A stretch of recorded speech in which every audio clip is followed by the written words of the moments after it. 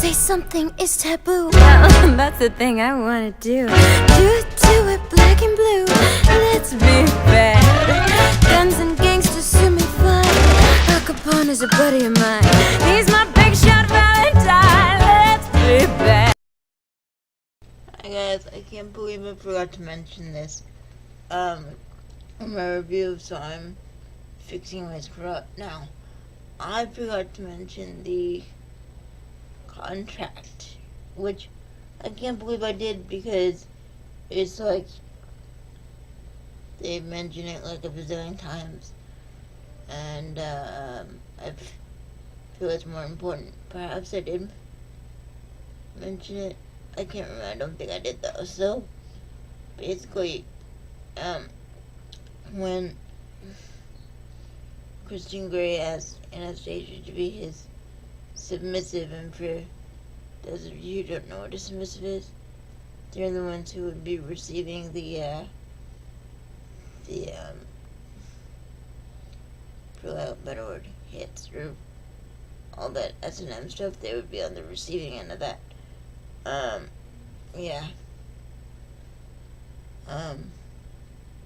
Rather than the giving end, which is the dominance job. So when Christian Grey asked Anastasia to be his submissive, he asked her to sign a contract, and there were a lot of negative thoughts toward this contract, and I'll admit that the contract is disturbing on many levels. Basically anything you could think of that would be disturbing in a sexual manner is in that contract. I felt sick reading that contract. Also, though, the contract is like highly confusing. There's multiple parts to it. I'm not even gonna attempt to explain it. Basically, it's, well, I guess I am gonna attempt. Whether I'll succeed or not is another story. Basically the contract is, does the submissive consent to doing basically anything the dominant asks? They do outline some of the stuff that will be required, like sexually, so there's like being bound, being gagged, being hit,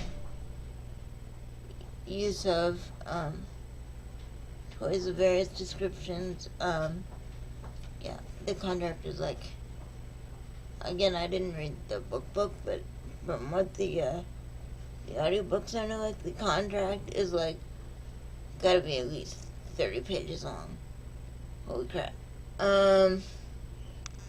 So there's that, but there's also the submissive must eat on a regular basis from a prescribed list of foods. So not only is he feeding her, he's telling her what to eat. And for some reason, when Anastasia reads the contract, she's okay with the beating stuff. So that's no problem. I mean, it disturbs her, but she says the deal breaker is not all the disturbing shit she just read, but the fact that he wants her to eat from a prescribed list of foods. She says, I'm not doing that. Eventually he concedes, and she doesn't have to do that anymore. But yeah, I've been experienced that, again, she once the S&M relationship actually starts, she goes, this is not cool, for the most part. There are some stuff she likes, but for the most part, she goes, this is not cool, and stuff, yeah. But when it comes to, you have to eat these foods, she says that's the deal breaker. I'm reading that or hearing that, being like, what? That makes no sense. whatsoever.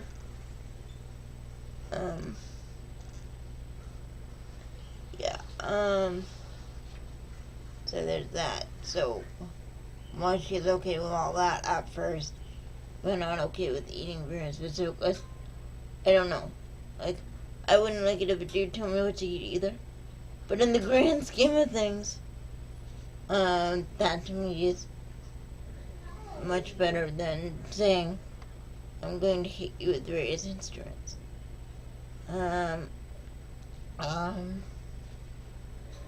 What else? It's just weird. And, I mean, the contract, it's basically he's allowed to dictate every aspect of her life. So, really, bleh. And most people thought the contract was ridiculous. I can probably find the contract, and I'll link it in the description if I can find it, because I'm not going to detail everything, because A, it's disturbing, but B, I could probably make an entire another 7 videos just based on this contract. And people thought the contract was not only disturbing, but ridiculous. And it is. But I'll have to say that I like the idea of the contract, even though it's completely ridiculous. A relationship of any sort is a contract between two people. So the only thing here is he's actually writing it down.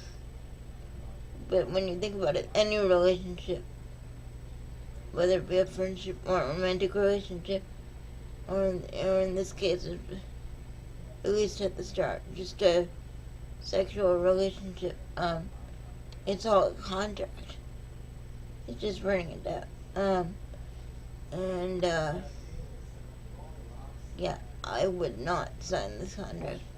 Not just because of that, although that's an M-strip, not just because of that, although that's a big red flag, but also, it's like, she gets that part of him, even when she hasn't signed the contract in the book. So I thought, why even sign the contract anyway? And that way, when he says, oh, you gotta eat this, or oh, you gotta do that, if it's something that's really uncomfortable, and she does that a couple of times, she can say, well, I haven't signed anything, so you can't do that. Whatever that is. Which, I mean, was smart. But why would she even consider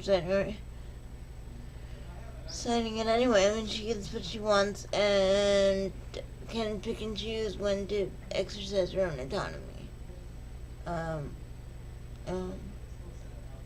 What else? Yeah, so there's that. The contract, yes, people thought it was stupid, but I mean, it was good, because at least then she knew and the audience knew, which I think is why she wrote this. Those of us who don't prescribe to that lifestyle, which I'm guessing are most of the people reading this novel, I could be wrong, with the people who read this novel and don't prescribe to the lifestyle. I have no idea what it entails whatsoever. I had no idea what it entailed, really, except for getting hit with things and liking it. But there's a lot more to it than that. So it's not only good for Anastasia to know what she's getting into, but us as an audience can also get a glimpse into the lifestyle to try to understand it more, with this contract. Now perhaps Christine Gray is going too far with it.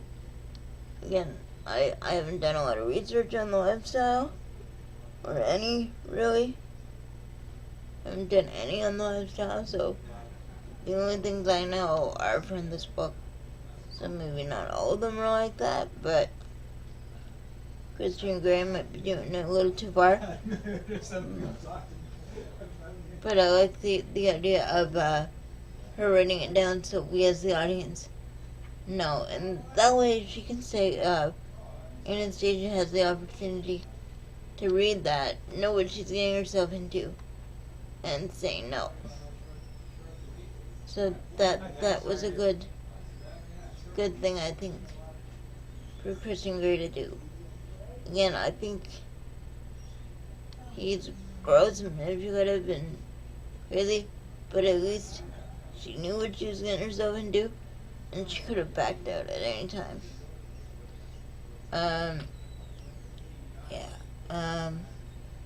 What else?